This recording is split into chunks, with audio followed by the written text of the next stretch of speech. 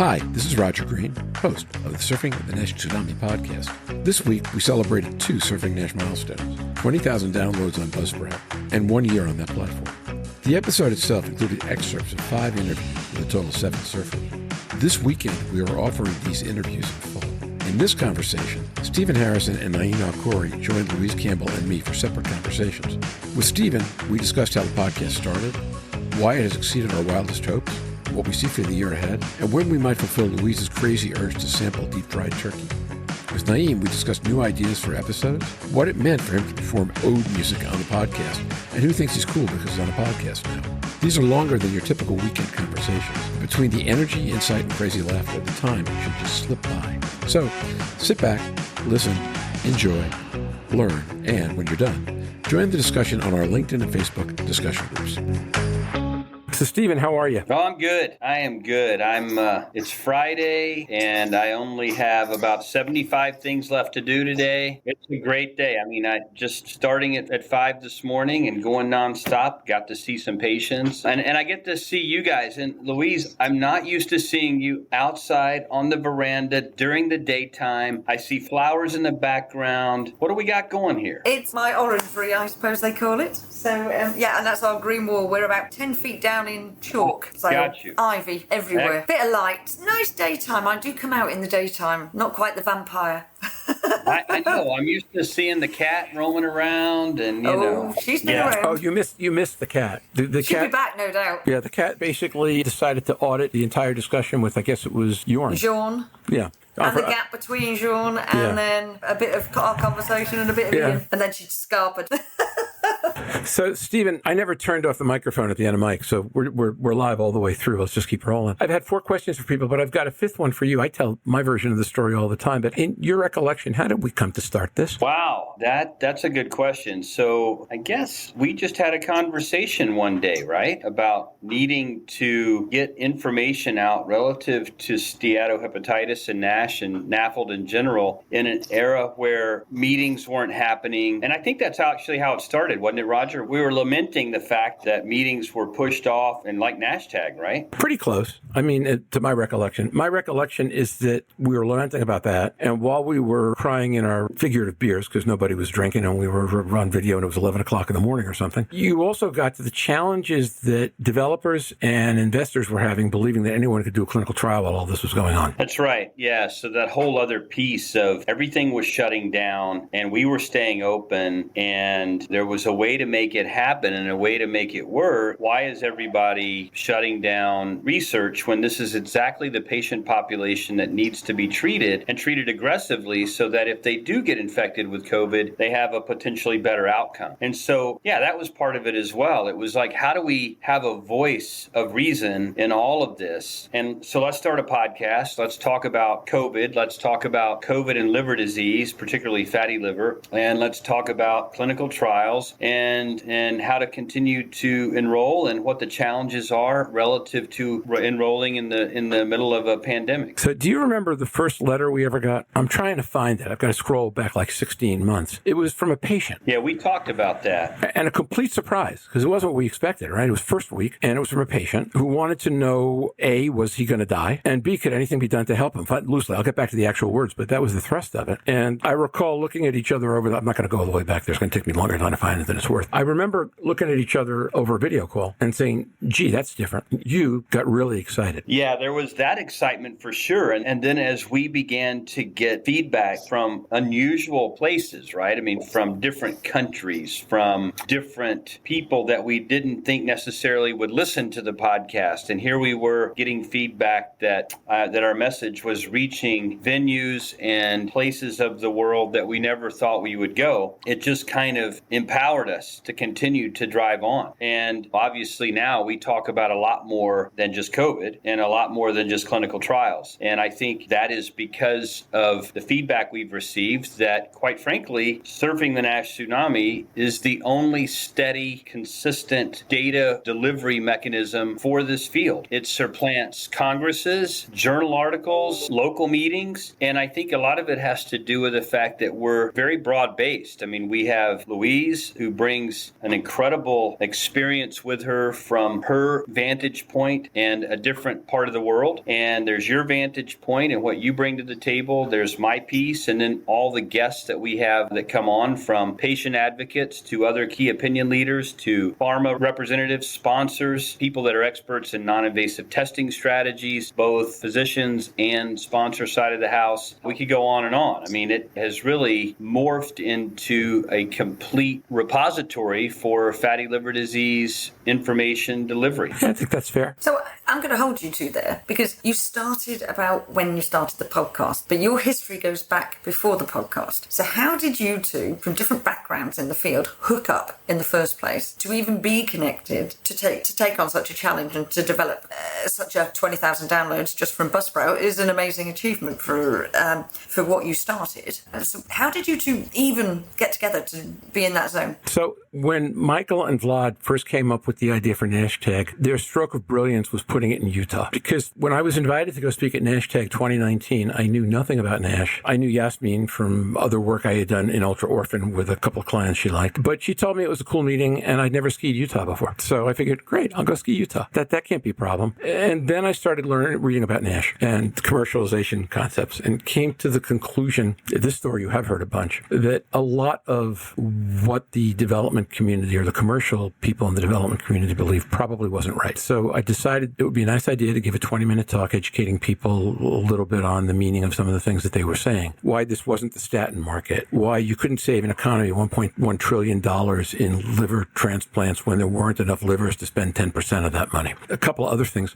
And the talk was received in a really interesting way. Nobody said anything. Nobody whispered. Nobody looked at their cell phones. And this was at 8:15 in Utah. That is 9:45 in the East on the first night of the conference. Yasmin calls me 2 days later and says, hey, Stephen Harrison wants to talk to you. He thinks there should be something you guys can do together. And I guess we just started talking. How am I doing? Yeah, that's spot on. Our first interaction, Louise, was at NASH-TAG. And it was an introduction made by Yasmin. And it opened my eye to a completely different part of this world of fatty liver that I didn't have any experience with or focus on or understanding of. So that's been a very awesome partnership in the sense that he's educated me and we've been able to educate each other about our little particular nuances of liver disease. So I guess it was a couple years prior to starting the podcast, right? That was 19, and then I came back in 20, and then we started the podcast after that. And Stephen, I have to tell you, frankly, I think it's good to hear you've benefited in the ways you describe. I think I've benefited more. I kind of got to a point in my life where I was tired of what I was doing and didn't know what I wanted to do next. And these issues I thought were really interesting. And if you come out of a career in marketing research where you make a recommendation and then you too often walk away and see what your client does with it, and your client probably doesn't have a seat at the table, to be in a place where the things that we could do could have impact. And it's clear to me this podcast is having impact, if only because people tell us, but then they tell us specifically why and how. And to get involved with an important disease that people didn't understand nearly well enough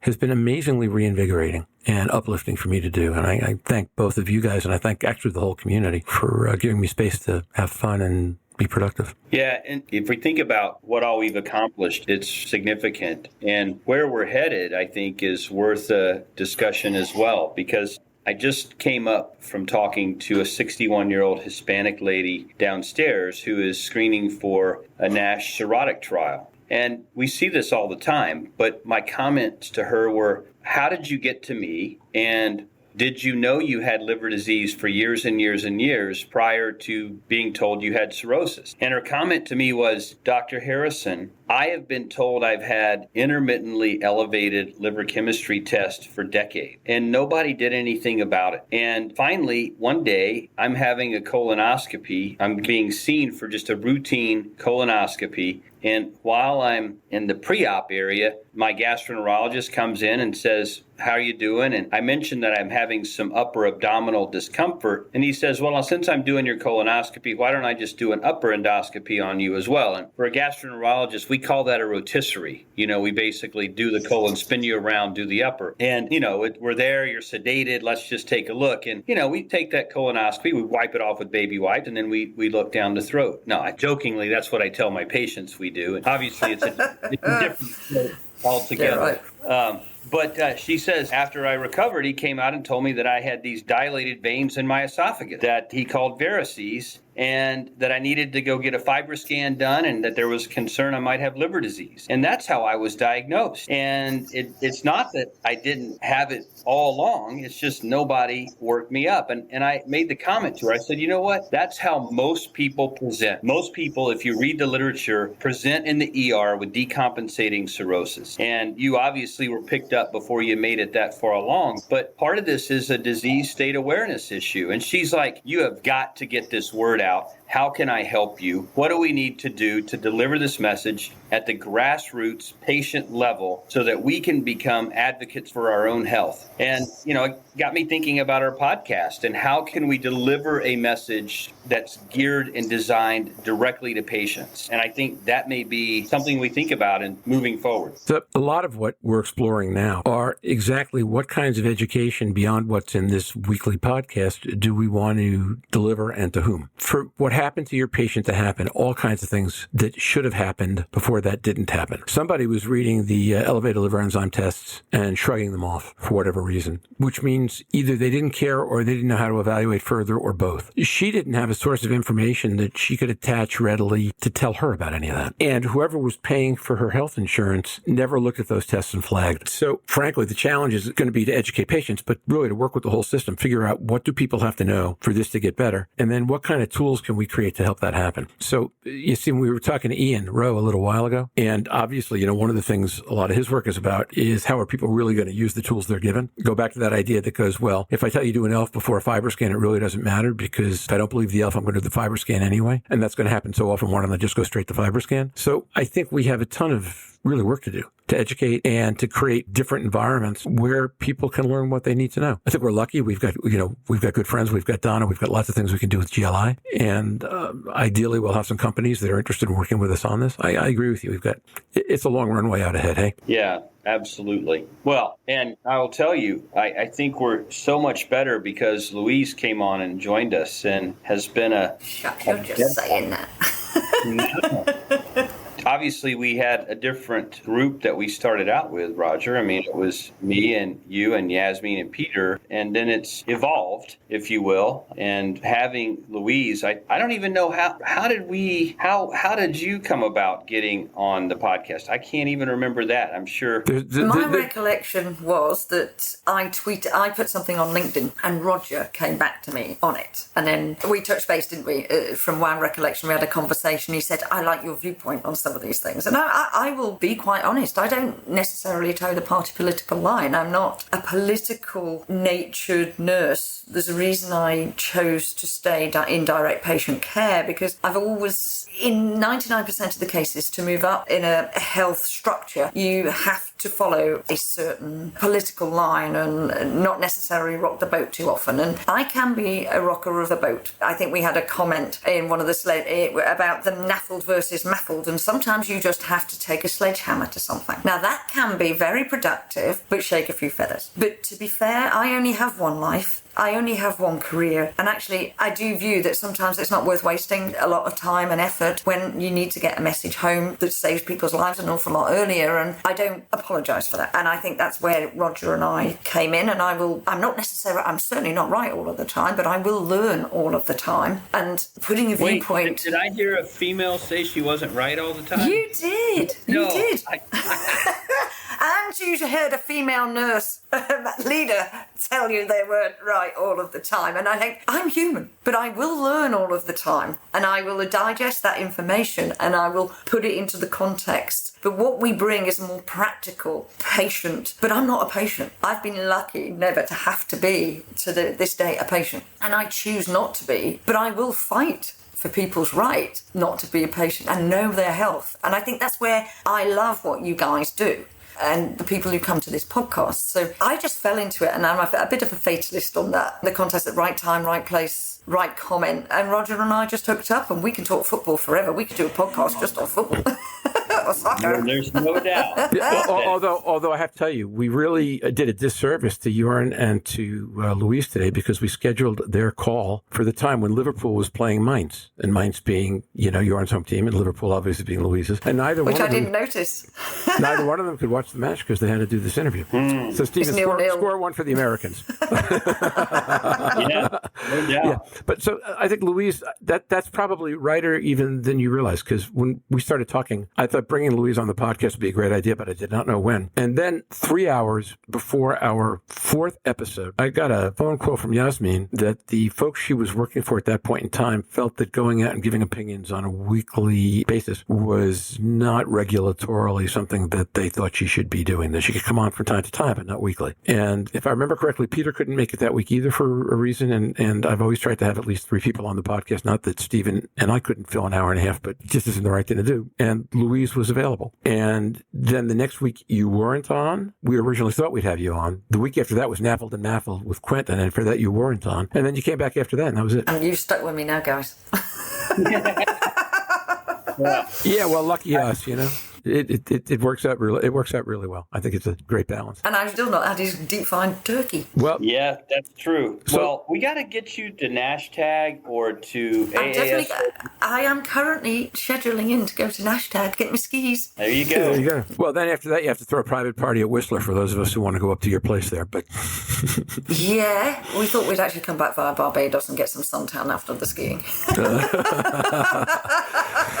But going to Whistler suits me as well. None of these are bad ideas. We'd also asked Ian if he thought he was going to make it to ASLD. He said he wasn't sure. He's taking a look at it. We have to do a surfer party when we all get together. Deep fried turkey and decent red meat and something vegan for people who need to eat that way. And we'll make it work. It'll be good. So, Stephen, I have a question for you. We've been doing this a year and a half now. What's your favorite moment? Can you think of one that you really like particularly well? I saw that question that you had posed, and I don't know if I have a favorite moment. I have very fond memories of several different podcasts. I remember having a bit of a discussion. I wouldn't call it necessarily heated, but a memorable discussion with Peter Traber, which I thought was very good. I love hearing all the things that our guests do that we don't know that they do. You know, so Mason Reeden being a very good basketball player, you know, Naim Alkhouri and his instrument that he plays, you know, all those different stories that people come on and tell us. That's very fun to listen to. I always love it when Donna comes on because I learned so much from Donna and all her insight, all of her expertise, all of her wisdom of being on Capitol Hill and what that means from a political perspective and insight from a patient perspective that she brings to the table, her energy and her passion that she has for the Global Liver Institute. There's just so many different episodes we've done that I fondly remember. I can't put my finger on one particular one that I like more than the other, though. So Louise clearly did. And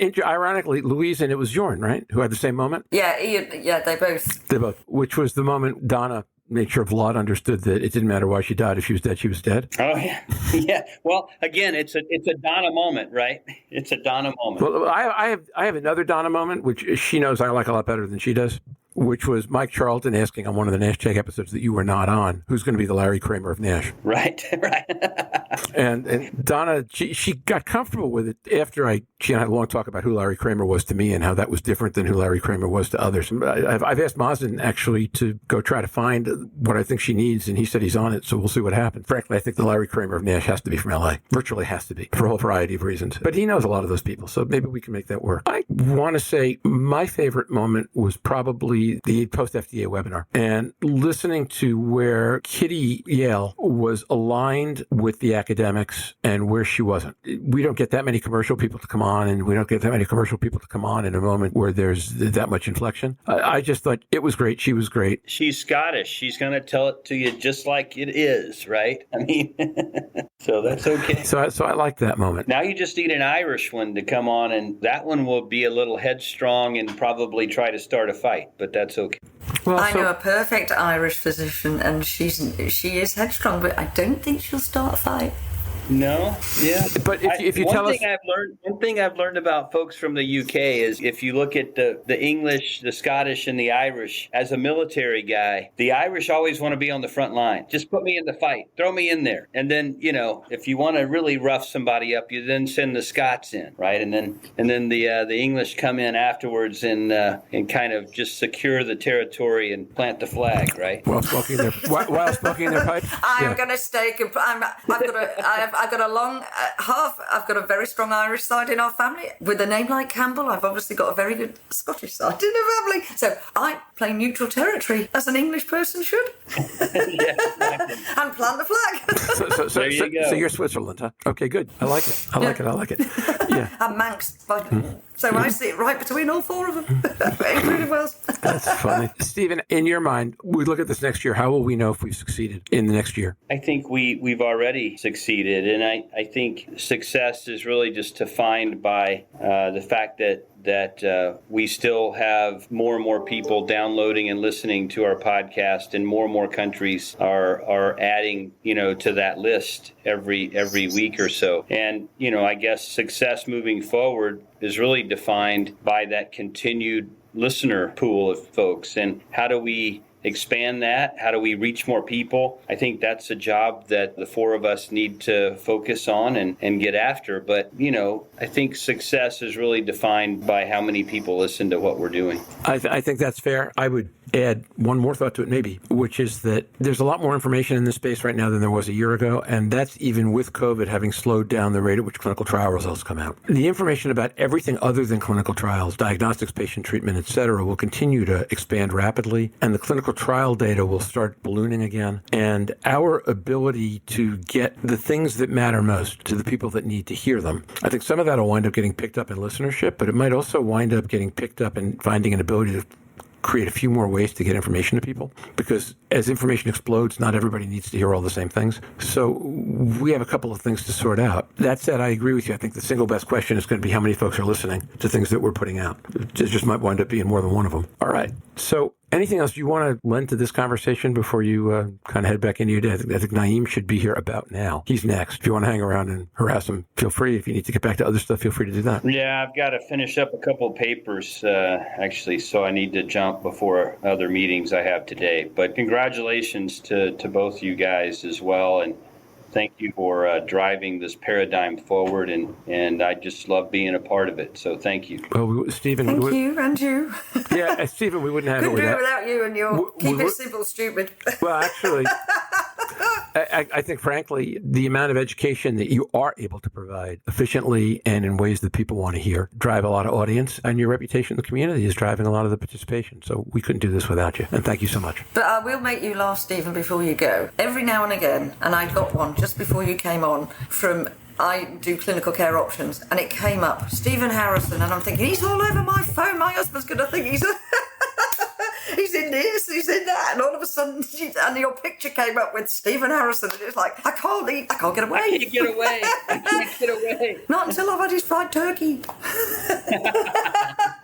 But no, it is a pleasure because you are so funny, and I think that's what I love. You make it real and you make it understandable, and I think that is a language that is not common with key opinion leaders and physicians in general. And I think I know a few very good orators in relation to patient communication that I have to say, hands down, you are way one of the best. So thank you for actually making it real.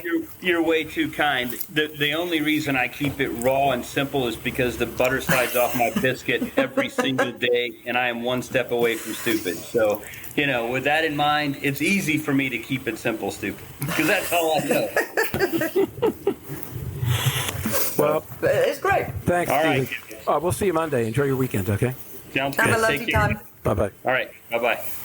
Hey, Naim, how are you? Good. Sorry, we have this monsoon season. It's been raining like crazy, and I don't know, is my voice okay? My internet connection has been a little bit shaky. You sound lovely as ever. You sound fantastic. So, monsoon season in Tucson, in Phoenix? Yeah. I mean, this year has been very different. This is my second summer here, and last year was just like 115 degrees and sunny every day, and everyone said there's a monsoon. I'm like, this is a joke. There is nothing. But this year, I mean, almost every other day we're getting rain. I mean, it's heavy rainfall. It's pretty impressive. So I'm happy. This is great. Today, the high is going to be only 82 degrees. And meanwhile, up in the Pacific Northwest, where it's normally 75 degrees and raining every day, it's 115 and there's no rain. Yeah. In California, I mean, they're getting hit hard, but this year has been great. All right. Good. Well, happy anniversary, I guess. Congratulations to you. Thank you, and thanks for being such a big part of it. I'm trying to remember, where did we find each other first? It was Stephen. He was supposed to do something, and then he got pulled away, and he suggested that I cover, and I'm like, okay, let's do this. That was the first time. Stephen explained to me why you were an appropriate person to do that. I was going to say he had to sell you to me, but that would imply that I would have any reason not to want that. Actually, for a while there, you were kind of Stephen's understudy. Whenever there was no Stephen, you were there. And then obviously you've emerged on your own. You're part of episode Stephen is on. There have been times we haven't even thought about getting Stephen, but you were available. So it's all been good. It's been a nice journey. I told you, many people now, they just know me from the Surfing the Nash tsunami. It means that people are listening. Yeah, it does. It does. So I had this experience in Scottsdale at the CLDF. I'm wondering if you've had the same experience in places where I was walking around CLDF and people were looking around. And it turned out they were looking around because they knew my voice, but they didn't know me. And they weren't even sure who had the voice. I mean, you have a distinct voice. You are such a good host, honestly, Roger. I mean, I hear it from so many people because, we're physicians. I mean, we try to be entertaining, but we tend to be boring. So you keep it alive. You keep the conversation going, and you have a great knowledge in the field. And you dig deep into these presentations when, you present from the meetings. We can all tell that you know the science, which is very important. So you're not just a good host. You're actually someone who understands what's going on. And I mean, you have years of experience in medicine in general, but we like your perspective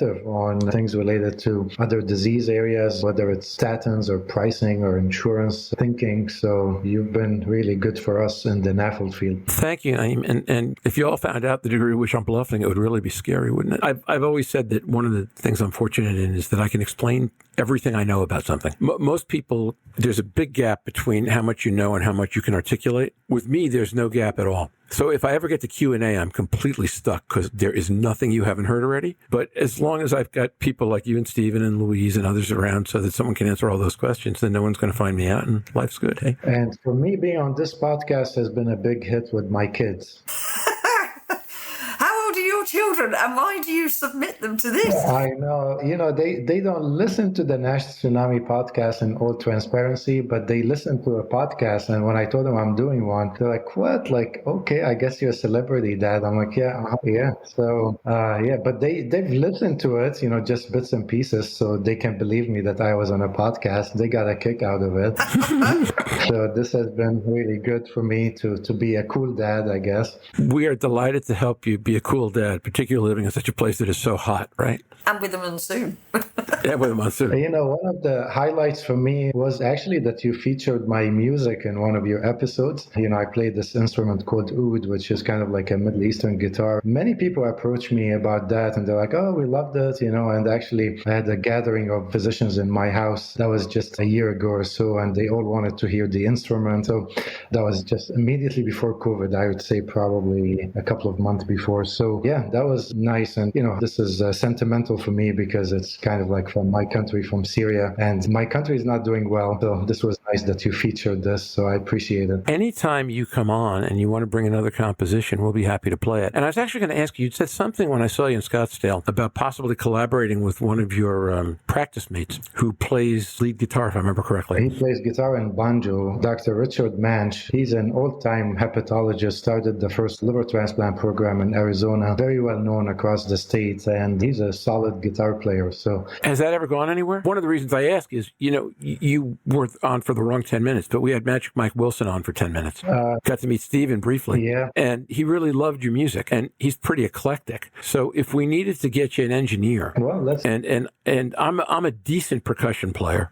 Not a drummer, but different rhythm things. So we could make something happen here. I would love the idea, honestly. Let's look into it, and maybe we can even ask Dr. Manch to join and just give us his perspective on NAFLD. The history for him. Someone who's been in the field for 40 years. What is his recollection of NAFLD 40 years ago, 20 years ago, and now? That you know what? Getting a couple of those for him and one or two others and walking down memory lane, that would be a fantastic episode. Right? I would love that. Maybe we can get Dr. Eugene Schiff, Willis Madry, one of these old timers, because they give you a nice historic perspective. And I'm sure they've seen some NASH cirrhosis back in the day that wasn't even on the radar, So probably they've been dealing with it for longer than the literature suggests. I have to tell you something funny. The first conversation we did in this anniversary series was with Donna Cryer. And when I asked Donna what she she wanted to see in the next year that we haven't covered yet. Her answer was payers, to which I said, Naim talks to me about that all the time. I guess I got to get to it now.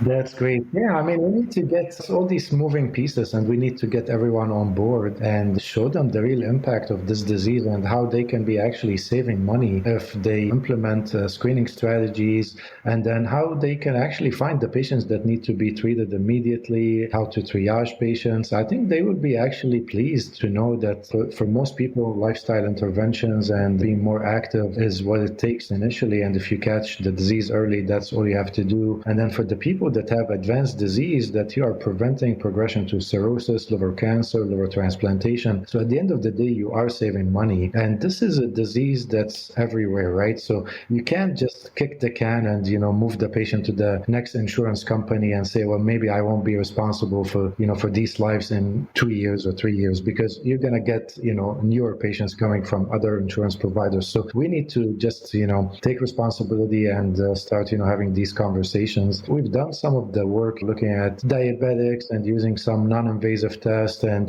when it's all said and done, 2 simple tests like the FIB4 and potentially FibroScan, you're looking at probably 10% of individuals that need to be seen by specialists and potentially be considered for pharmacologic treatment. Everyone else could be managed with lifestyle interventions. And these interventions will save lives and they'll be cost effective for sure. And we have the cost effectiveness analysis with Naz and Nuruddin and myself that we publish in Gastroenterology, showing that an intensive lifestyle intervention is cost effective if you start screening diabetics who are middle-aged. Louise, let's do what you've been doing for this entire dialogue, which is great, which is take that conversation and walk it, if you will, even further up the track. When Naim says start with 10 that might need care and 90 that can be handled with lifestyle, does that start to get close to when you say treat them before there's a problem, or would you like to take it further back than that? There's 2 points. The first interaction I'm aware of with Naim, and I think it was really funny, was an episode that I wasn't on and Naim was on, and you came from wellness, and Roger's comment was, I know Louise will be listening to this and laughing, which I was, because when I listened to it I was laughing and it made me think. And you're right, and I obviously talk a lot about taking it further back. We come out of any education system in the world not knowing enough about how we look after ourselves, which actually then fuels a health pandemic in every area. If you know more about how to look after a piece of wood or a car engine or something that may not assist you too much in life, but we actually don't know how to look after ourselves.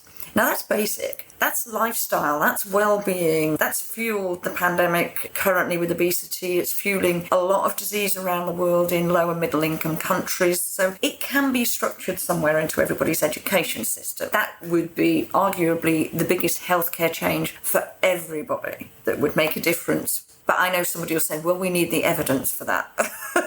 We've got the evidence that not putting it in is really not helping our healthcare. So let's go from the opposite track. But I think I was reviewing some data from some scanning that I've been doing recently to have a look at the 1 in 4 and what is the percentage following EASL. And I think I've just reviewed small numbers, but around about, I think it was 80 liver scans. The age range went from born in 65 to born in 1977. The predominant population was of the older demographic, but 51% of those people had abnormal livers. So that's actually way, way higher than the average for any age demographic. All of them had fat, high accumulation of fat. Some of them had already got cardiac disease or diabetes, but actually not one of them had NASH. There was no evidence of stiffening. So this whole thing, and I think I was drawn to an article that you liked in the BMJ recently on Twitter about simple steatosis fueling mortality, and that all steatosis counts. And yes, of course, it was linked as a conclusion at the end to fibrosis, but it was all levels of fibrosis. So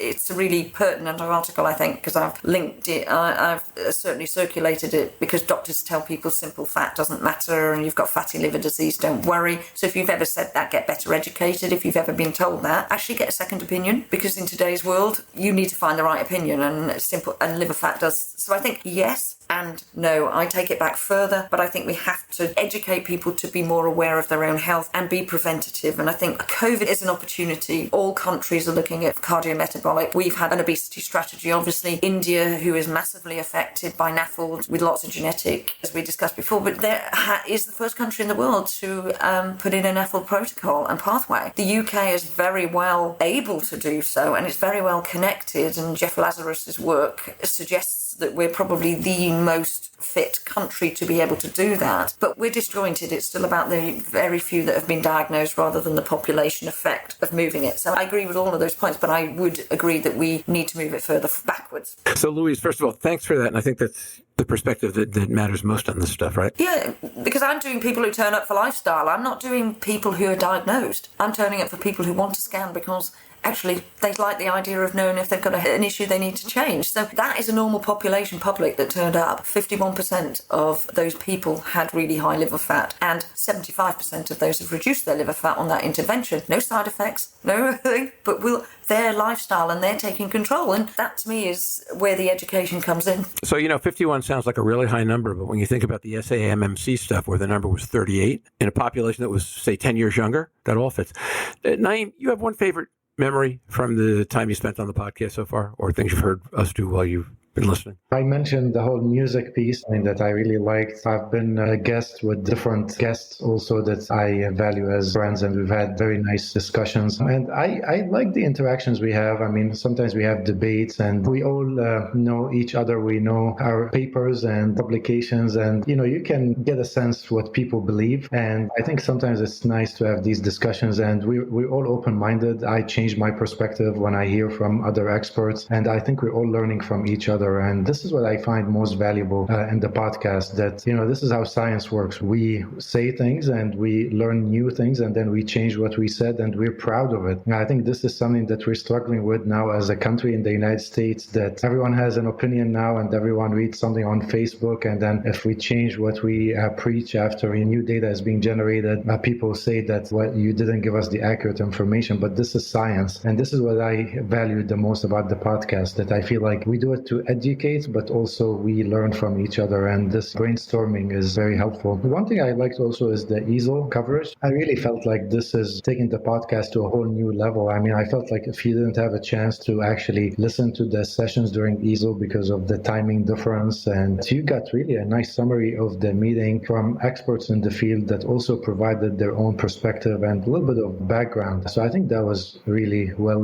received, and I hope we continue to do this for ASLD and EASL. Yeah, I just enjoy our conversations, Roger. I mean, you're just a fun person to talk to, and I like listening to your perspective. Louise, I want to thank you for highlighting that paper that was published in Gut. This was Tracy, Simon, and the group, but the data was generated in Sweden, and they had over 10,000 individuals with biopsy-proven NAFLD, encompassing the whole spectrum. And what they showed, that you compare them to controls, and the control group included 50,000 individuals. So this is a very large study, and they are matched for age and sex and year and county. That, if you have NAFLD, increased mortality was 93% compared to the general cohort. So that's the adjusted hazard ratio of 1.93. But then when they looked at just simple steatosis, the increase in mortality was 71%. Hazard ratio 1.71. And then they looked also at the hazard ratio for developing cirrhosis, HCC, extrahepatic cancers, and they're all increased in patients with simple steatosis. One message that I used to preach is, if you have fatty liver disease and someone tells you, don't worry about it, that get a second opinion, because we need to know the stage. And then if you have advanced disease, then you can be in trouble. But I'm guilty of telling many of my patients that just have simple steatosis, that from the liver standpoint, you're going to be okay. But these data suggest otherwise, that even if you have simple steatosis, you have definitely higher chances of progressing to cirrhosis, developing extrahepatic cancer. That was an eye-opener for me, because, we need to be vigilant, whether it's a screening colonoscopy or a mammogram. These patients are definitely higher risk, so we need to make sure that we at least follow the guidelines. Roger, we should probably have Tracy join us. First of all, I completely agree with that, and that's one of the things I was thinking. Second, The extrahepatic didn't surprise me quite as much because if I remember the paper that someone in Zobair's group published, the one where they looked at the death certificates, that where Ian later suggested, I think pretty compellingly, that the paper might have understated cardiovascular, it made the point that there was a bunch of extrahepatic cancers that you wouldn't have expected in that population. Look, as we all know, my last natural science course was high school biology, but I just keep thinking if the liver is how you clear things out of the system and those things don't get cleared, bad stuff's going to happen in lots of different ways. And the bad thing that will happen will reflect what else is going on in your body, which is why it could be extrahepatic, but it's not as straight a line as it is to HCC, but there's a logic that goes, if you don't clear out bad things, they accumulate, and that's not good. And not only that, there was a recent paper looking at bariatric surgery in patients with fatty liver showing actually after bariatric surgery, you have decrease in the risk of extrahepatic cancer. Did you post that? I saw that. I saw someone posted that, and I saw that recently. Yeah, definitely. I'll post it on my Twitter, I guess, since Louise is following me on Twitter, and it seems like, people actually read this. So you're really cool. You've got a follower on Twitter too, so you can tell your kids. Actually, tell your kids you've got followers on Twitter in England. They'll be calling me a stalker next. We're on the podcast, and now I'm following you. But actually, the one thing that did interest me about what you just said and what that article showed was it brings me back to Kathleen Corey. She did a presentation at Arseld on cardiovascular, where by accident, in the cardiac study about cardiac events and first-time events, where they got something like 6,000 scans of livers in those 14,000 scans, and where simple steatosis was present on the MRI or the CT of the liver that they did, there was a 75% patients of that category had a first cardiac event. So that would again support this whole thing that simple steatosis causes a significant risk. So even her data was showing that, and that was an incidental sub-study of a cardiac study into cardiac events and first events. And I can't remember what it was called, but it was a really, really interesting piece because I remember doing it for the podcast as well. I'll have to go back to that one. If it was in Oslo, if it was in ASLD, we can find it. I'm going to run out of time soon because I've got to be on a plane in a couple of hours. But one of the things that comes out of the conversation of simple steatosis, and Naim, you and I were talking about this with Stephen offline the other day in a completely different context, is that it will become increasingly important to educate different stakeholders about the things that matter most to them. So if all you taught a primary care physician was the simple steatosis data and gave them a simple way to figure out how to triage out of that, that would be huge. If all we did was teach patients that when somebody says, exactly as you guys said, you've got fatty liver, don't worry about it, go get a second opinion. And ask yourself, go back to other things you've seen with your physician and see, is this person really paying attention or not? Right now, that's not a question you're going to ask your doctor, but on a podcast, you can, whatever, we'll figure it out. This podcast provides a lot of high-level information on a lot of subjects. People tell me it's invaluable. I think it probably helps a lot. But there are things we can do to work through to different audiences that don't need to know nearly as much, but need to know it better. And when I saw the simple steatosis paper, that was my immediate reaction, was in the hands of primary care and in the hands of, say, any patient with a BMI over 22, 23. This is really important. Yeah, and this is something I would like to see this coming year is, we have guests that are not NASH experts, that are actually primary care physicians, endocrinologists, and we hear their perspective on NAFLD and its impact in their practice and what they think. And maybe we can have one guest who's an expert in NAFLD and then hear from different groups. I think you'll be surprised, Roger, but NAFLD is affecting every specialty. I mean, I visit offices that are podiatry because they have tons of diabetics. I visit offices that do sleep medicine, obstructive sleep apnea, cardiology, endocrinology, oncology, because the presence of NAFLD may affect chemotherapy and how, your liver can handle therapeutic agents that are needed for cancer treatment. So almost every specialty could be affected by NAFLD, and it'll be nice to hear what they think and how they evaluate for it, or if they find it incidentally, what do they do about it? Do they actually tell the patients, don't worry, you may have a little bit of fatty liver? I would love to have these conversations and hear from them. We need to educate ourselves on what they do and what they think. And therefore how to help out. So for those of you who are listening, one of the things you might have figured out in the last half hour is that Naim is something of an idea fountain, and they're usually great ideas. Seriously, I value our conversations because you come up with so much stuff like this, and I do some of it, but I think about all of it, and then the question is how to fit it in. But we can talk about that offline. Louise, first of all, thanks for everything today. I'll see you Monday. Naim, thank you. And let's find a time in the next couple of weeks to catch up, A, on the next episode that you're going to drive, but B, on how we take some of these ideas and bring them forward. Because I could see doing a monthly feature, for example, where each month you bring in somebody from a different specialty who's not an academic, who's a high-volume treater. What does NAFL mean in this practice, that practice? I think that's a great idea. I think it would help a lot. Yeah. We can also have academic people that are top-notch in the field, like endocrinologists. Fantastic. I think it's a great idea. So, Naim, thank you so much. Louise, thanks for the whole day. And I'll see you Monday. I'll see you Happy in the near birthday future. for tomorrow. Enjoy your trip. Naim, stay thank you so cool much. to your kids. Yeah. Bye-bye now, guys. We hope you've enjoyed this recording. If you have any questions or comments about the content of this conversation or the entire episode, please send an email to questions@surfingnash.com. We'll be back next Wednesday, August 4th, when Jeff Lazarus and Jorn Schattenberg join us to discuss their article comparing comprehensive care models to look for general rules which apply to the treatment and management of NAFL patients. It's a fantastic article and a great conversation. I hope you'll join us then.